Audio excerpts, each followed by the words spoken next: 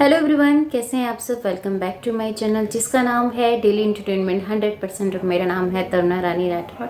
आशा करती हूँ कि आप सब बहुत अच्छे होंगे, मैं भी ठीक हूँ। आज मैं आप लोगों के साथ प्रूफ के साथ ये बात शेयर कर रही हूँ कि भगोड़ी का भाई भगोड़ी से कांटेक्ट में है और लप्पू से उसने पूछा है अपनी बहन के बारे में। यूं ही नहीं हवा में बात कर रही हूँ, प्रूफ दिखाऊंगी इस वीडियो में। क्लिप बाकायदा खुद भगोड़ी इस चीज को एक्सेप्ट कर रही है कि हाँ, मेरे भाई से लप्पू की बात हुई है, मेरे बारे में पूछा गया है।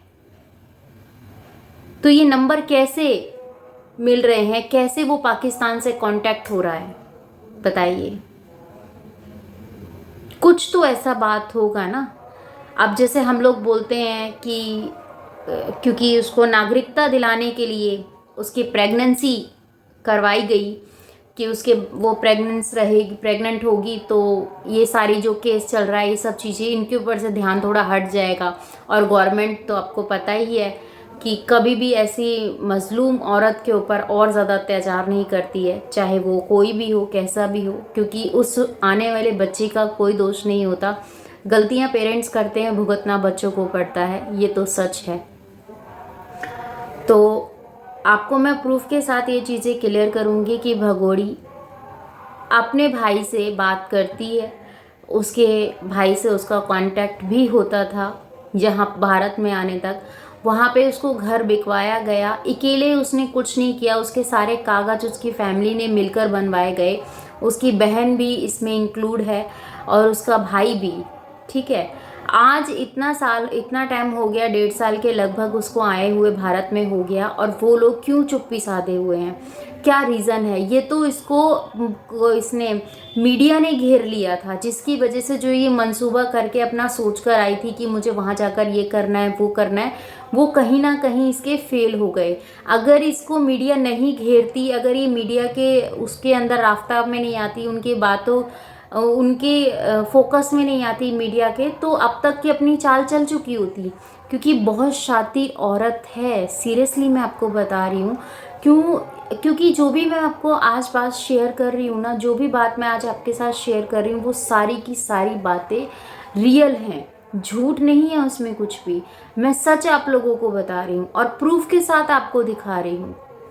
ऐसा नहीं कि मैंने कुछ बोल दिया, ठीक है, हो गया, ऐसा कुछ नहीं है। जो बंदी अपने बच्चों को टाइम नहीं दे रही है, आप इस चीज़ को समझिए, जो अपने बच्चों को टाइम नहीं दे रही है, पूरे दिन पूरी रात, तो वो बच्चों को फ़ोन पकड़ा देती है कि फ़ोन से तुम बिजी रहो, मुझे जो काम करना है मैं वो करती हूँ।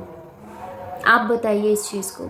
क्या बच्चे आपको पता है कितने छोटे छोटे उसके बच्चे हैं, उस टाइम पे उन बच्चों को इस तरीके से फ़ोन देना और फ़ोन के अंदर बिज़ी रखना। फ़ोन में बहुत कुछ चलता है, तो ऐसा नहीं है कि बच्चे वो चीज़ें नहीं देखते होंगे या जो भी कुछ। और वो एक्टिव रहती थी, वाईफाई कनेक्ट करके देती थी कि हाँ चलो ठीक है।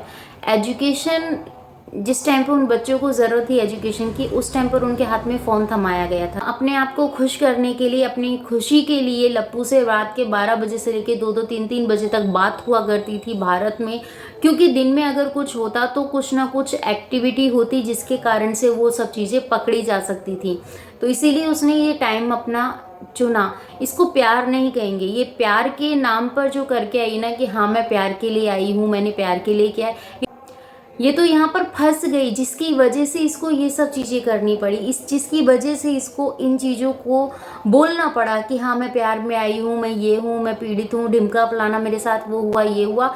इसने खुद एक्सेप्ट किया है कि पाकिस्तान में मैं प्यार करती थी, मैं पाकिस्तान में थी और पाकिस्तान से मुझे आज भी प्यार है, वहाँ पर मेरा बचपन है, मेरे पेरेंट्स हैं। इसने बहुत कुछ बोला, ये आज भी अपने परिवार को नहीं भूल पाई है। और मैं एक बात आपको बता दूं, इनके जो भी चीज़ें होती हैं ये सामने तो आएगा, ऐसा नहीं आज नहीं तो कल ये चीज़ें सामने आने ही वाली है। पर मैं आपको बोल रही हूँ जो चीज़ें मैं बोल रही हूँ प्रूफ के साथ आपको दिखा रही हूँ, जिसके अंदर ये बात भी इसकी इंक्लूड है, जिसके अंदर ये बात मैं आपको कह सकती हूँ, जो कि भगोड़ी खुद कह रही है कि मैंने अपने बच्चों को फ़ोन दिया है, मैं अपने बच्चों को बिज़ी रखती थी फ़ोन में, और उनको खिलाना पिलाना, जो पूरा पूरा दिन बंदी बिजी रहती हो, जिसको इन चीज़ों का कुछ भी नहीं पता हो कि मुझे ये करना है या मुझे वो करना है, वो इन सब चीज़ों से बिल्कुल परे हो, तो फिर वो कैसे किसी की समझ में बैठेगी ये सारी चीज़ें? नहीं हो सकता। सारी शक की सुइयां क्यों उसके ऊपर हैं? मैं जहाँ रहती हूँ वहाँ पे भी मैंने बहुत सारे लोगों से बात करने की कोशिश की इस बारे में कि आपको भगोड़े को लेके क्या है, आपकी राय क्या है। तो यही बोलते हैं कि आखिर उस लप्पू में उसने देखा क्या। ठीक है, आज वो डेंटिंग पेंटिंग करके अपने आप को सुंदर बनाकर ये सब चीज़ें करके अपनी एज को छुपा सकती है, पर एक बात मैं आपको बता दूं, जो आपकी रियल एज है ना वो आपको अच्छे से पता होती है, चाहे आप उसको कितना छुपाने की कोशिश कर लो। सच तो आपको पता है ना, आपकी आत्मा गवाही देती है कि हाँ ये बात ऐसे है। आप दुनिया से झूठ बोल सकते हो, अपनी आत्मा से झूठ नहीं बोल सकते हो। और जिस बंदे ने अपनी आत्मा से झूठ बोल दिया, जिस बंदे ने अपने आत्मा को धोखा दे दिया कि नहीं मैं तो जो हूँ वो हूँ, तू दिन में राम राम जपती है, दिन में हमारे धर्म का प्रचार करती है, और रात में फिर तू तौबा तौबा करके और उसकी अपनी इनकी लैंग्वेज में जो बोलते हैं अपनी उसमें क्षमा याचना मांगते, फिर अपने जाके सोती है कि हाँ मेरे से गुनाह हुआ है, ये चीज़ें हुई हैं। तो जो तूने किया है अब तू फंस चुकी है।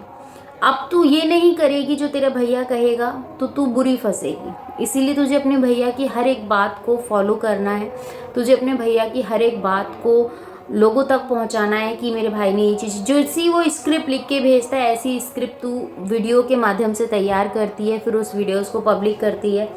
क्योंकि तेरा अपना तो कोई माइंड चलता नहीं है। अगर अपना माइंड चलता तो फिर कुछ और ही होती। तेरा माइंड अभी जो भारत में चल रहा है वो सिर्फ यही चल रहा है, बाकी तेरा माइंड जो चलता है वो तो भगवान ही जानता है कि वो किस किस का माइंड चलता होगा। ठीक है, आप लोगों को जो भी लगता है, आपकी क्या राय है, मुझे कमेंट्स में ज़रूर दीजिएगा और इस वीडियो को पूरा देखिएगा।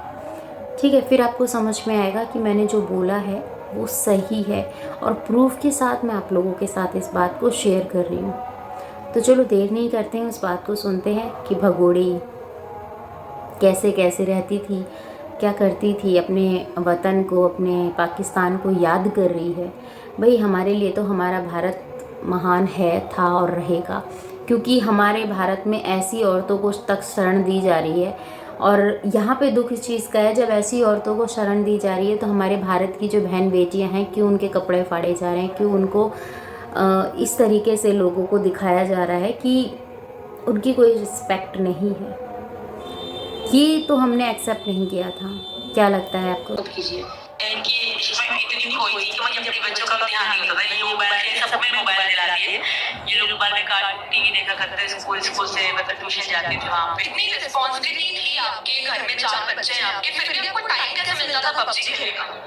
बताया तो सही, मेरे बच्चों के पास फोन होते थे और हम तो रात को 8 बजे के बाद 12 बजे तक या 2 बजे तक खेलते थे, दिन में कहीं कम खेलते थे। तो आपके पति ने कभी आपसे पूछा नहीं कि आप इतना टाइम पबजी में खेल रही हो? कभी उन्होंने ध्यान नहीं दिया बेटा मैं पबजी खेलती हूँ? आप देख रहे हो कंफ्यूज थी। एक बार मेरे भैया ने कॉल करी थी इनको कि सीमा का पता है, इनका मुझे पता नहीं है, बस इतनी बात हुई थी। आप चाहती हैं कि पाकिस्तान एक दफा जाकर दोबारा देखें या आपको जाने का मौका मिले? मैं नहीं जाना चाहती क्योंकि मुझे बहुत खतरा होगा वहाँ। आपका वतन है, भूल पाएंगे? प्यार तो है, पर इसका ये मतलब नहीं कि मैं वापस जाऊँगी, वापस कभी नहीं जाऊँगी। राय पहली मोहब्बत देश तो देश होता है ना, उससे मोहब्बत है, इससे भी नहीं कि इससे प्यार है, इससे बहुत प्यार है। पर पाकिस्तान है, इसका ये मतलब नहीं कि मैं वहाँ जाना चाहूँगी, नहीं जाना चाहूँगी। वहाँ यादें हैं, मेरे बचपन है, मेरे पापा मम्मी की यादें हैं, तो वो तो आएंगी यार। जब मैंने बताएगा। मिलती हूँ नेक्स्ट वीडियो में। अपना और अपनों का ख्याल रखिएगा, दुआ में मुझे याद कीजिएगा। बैकग्राउंड की आवाज़ को थोड़ा सा इग्नोर कीजिएगा 2-3 दिन और, क्योंकि हमारे यहाँ भागवत हो रही है तो उसका साउंड ज़्यादा आ रहा है। और मिलती हूँ आपसे नेक्स्ट वीडियो में। Bye bye.